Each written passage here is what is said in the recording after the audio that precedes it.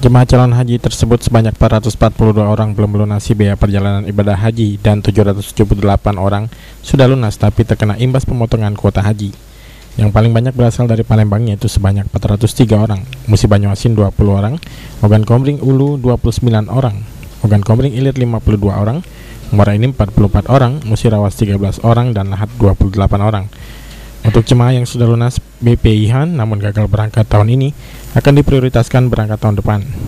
Kemudahan lain, jika tahun depan ada kenaikan BPIH 778, jemaah calon haji tersebut tidak perlu menambah pembayaran.